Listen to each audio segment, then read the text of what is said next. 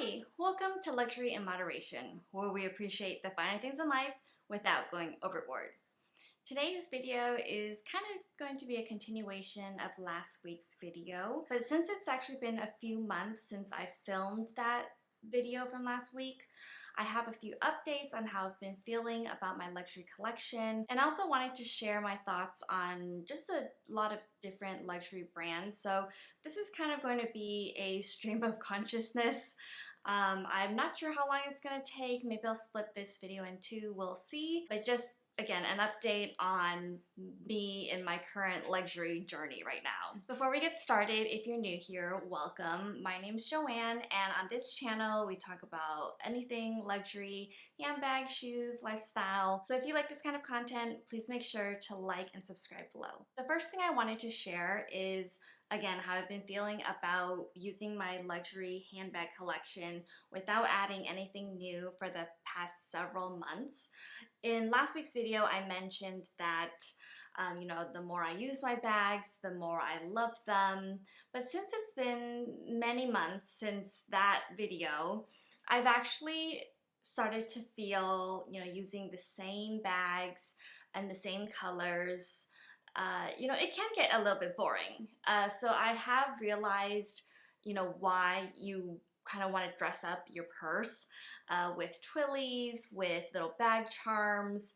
Before, I never really understood those objects. I have twillies, I bought them, but I thought it was just like, oh, it's the thing to do. It's the thing to wrap up your handles so that they don't get gross and oily.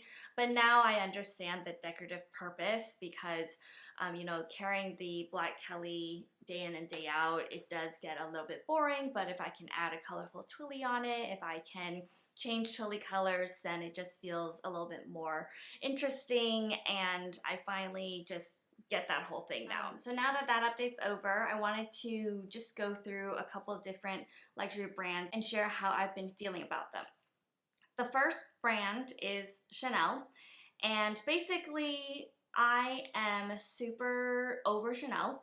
I don't feel like I want any bags from them. I don't crave anything from them. I'm not very interested in them. I will say I still think they are beautiful. When I see them in the store, when I, sometimes see other people carrying them, it's a beautiful bag. But I just don't desire to own anymore. I really don't want another Chanel classic bag. I have my medium size. It's just my first Chanel bag. Then I have my jumbo up there. And then I also have my wallet on a chain in the middle here. And honestly, I'm all set. Like, I'm good with my Chanel bag collection. This is all I need. I remember when I first, started getting more into luxury community and, this YouTube community, I was lusting after so many Chanel bags. Every other day, I was like, oh, how can I afford this Chanel bag? But definitely when Chanel started to increase their prices like crazily the past few years, that pretty much turned me off. I was really not interested in spending that much money, and especially for really impractical bags, right? With the small bag trend, there was a lot of mini sizes, but for me, those are super impractical. I need to fit a phone. I need to fit a lot more than just a phone. I would never want such a small bag, and Chanel really, dove into that trend with a bunch of little handbags, even like their heart bag that they came out with that was supposed to be like all the craze. I never was interested in that because I knew that you wouldn't be able to fit much in there. It was crazy expensive. You would need to take care of it. I'm like, where would I take this thing? In my day-to-day right now as well, I don't see many Chanel bags, and I feel like they are quite flashy. I only take my Chanel bags out on certain occasions, so I really don't need any more. Even when the latest Chanel It bag comes out, like the new Mini Kelly, I think they're calling it. First of all, I don't think it looks cute. The handles look really weird to me. Like, it looks like a flat cartoon handbag, which maybe is the style that they're going for. Maybe, that's the latest trend. But the reason why I'm sharing this is because I wanted to, have another voice in this community saying, it's okay if you don't like Chanel. It's okay if you don't want Chanel. It's okay if you don't have a lot of Chanel in your collection. So that's just my experience with Chanel. Louis Vuitton, on the other hand, mixed feelings about all the collections they've been put out over the last couple years. They've definitely increased the amount of collections that they have every single year. It's a lot to keep up with, and that's very exhausting. Like, I don't need that much luxury. It's not like most people can buy something from each and every collection, but I keep on getting drawn to some of their bags, some of their collections, and I just feel like I can't forget about them. As much as I know that Louis Vuitton is more mass than, for example, Chanel, they appeal to a wider range of people. They are not true luxury because they are owned by a big conglomerate. They still just put out designs that tugs at my heart.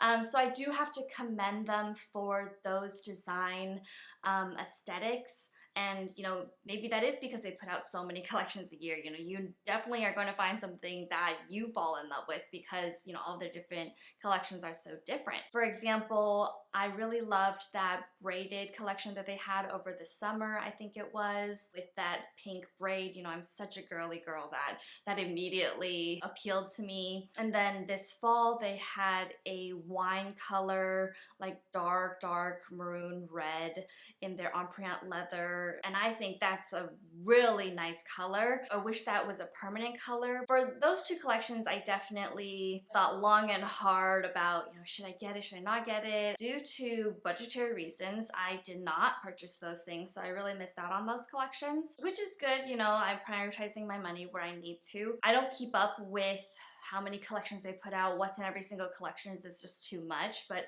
once in a while when I browse the website, I'm like, that looks really good. And so I feel like, I will buy from Louis Vuitton again, even though I think I only have 2 bags from them in my collection. One is the Pochette Métis here, and then I have another older Galleria PM in the monogram canvas. I feel like I could get more. They still appeal to me, and I haven't outgrown them. Which is interesting. So they keep it interesting for me. Even though I do feel like their canvas quality has gone down a little bit.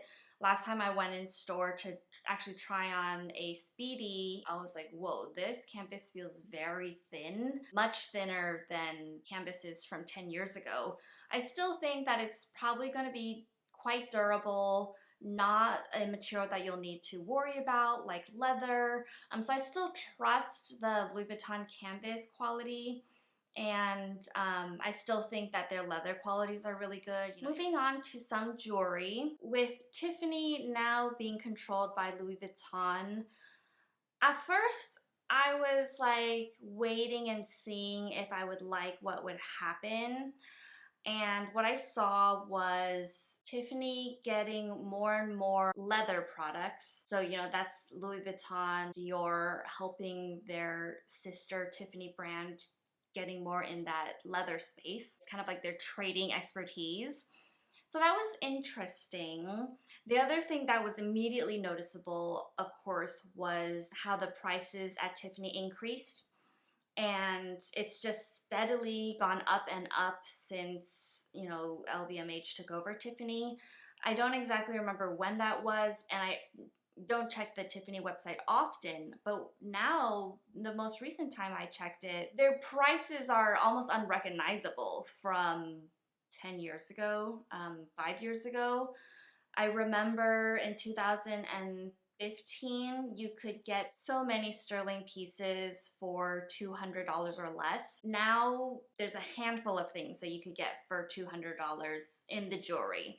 I haven't checked their homewares. I'm guessing there's probably more homeware items that are $200 or less, but it's just like you're increasing the prices on all of these things for zero reason, right? Like, it's not like the quality has increased. It's not like the design has changed. It's literally LVMH is like, let's make more money.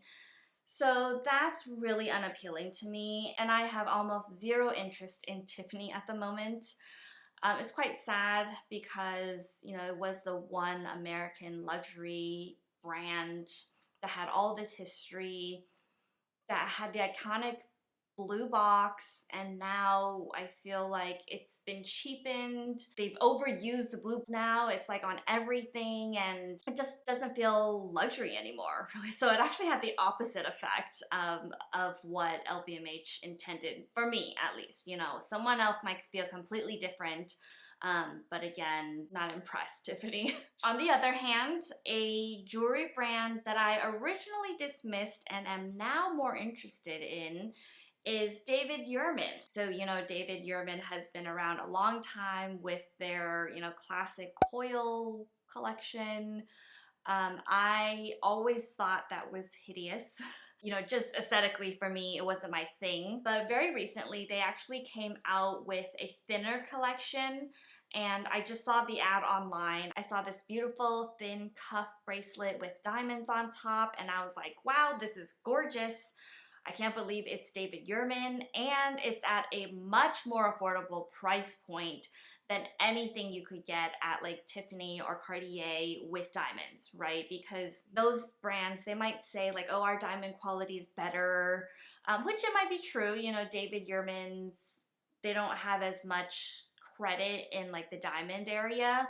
But the size of these diamonds, it's not gonna make a huge difference if the clarity is one letter off or, you know, something like that. But the same thing at Tiffany or Cartier, even something without diamonds, as just a simple gold bangle, is going to be thousands of dollars because of the name, because of the branding that's got into it at this point. And so I'm just fascinated by how, you know, in my eyes, these different brands have moved around. You know, it's like Tiffany was here, David Yurman was here, and now it's like shifted because of all these different market dynamics. The companies doing different things, different designs. I feel like I haven't been super influenced by people showing off Tiffany. In fact, I feel like those influencers who say, you know, oh, I got this, Tiffany that, it actually turns me off of the brand even more.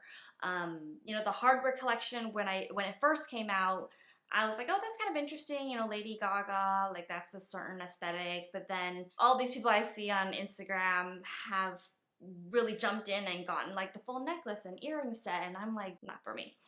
Anyways, so if you didn't have David Yurman on your radar, or maybe you dismissed them because you also didn't like the coil collection, take a look at them now. They have a lot of different designs.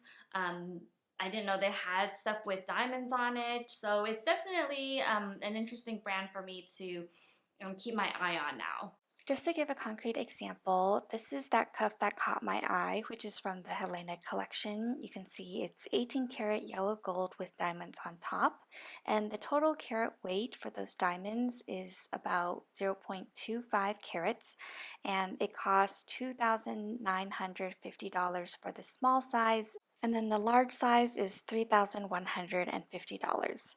Comparing that to a similar style at Tiffany, you can see this T bracelet here costs $4,100 for half the amount of diamonds and a very simple circle for the bracelet part. And then looking at the full diamond T wire bracelet that has a total carat weight less than the David Yurman one at 0.24 carats, and this one costs $4,900, which is almost a full $2,000 more than the David Yurman one for a much less designed bracelet. Okay, so since I don't want this video to be too long, I think I'm just going to cut it off now, and there'll be a part 2 coming soon. And I also definitely want to share what I got myself for Christmas, although that won't arrive until early next year. It definitely drastically changed my understanding of how much I was overpaying for luxury goods. And so if you're interested in learning about that, please remember to like, subscribe, and hit that notification bell so you don't miss that video. Thank you for watching, and I'll see you next time. Bye!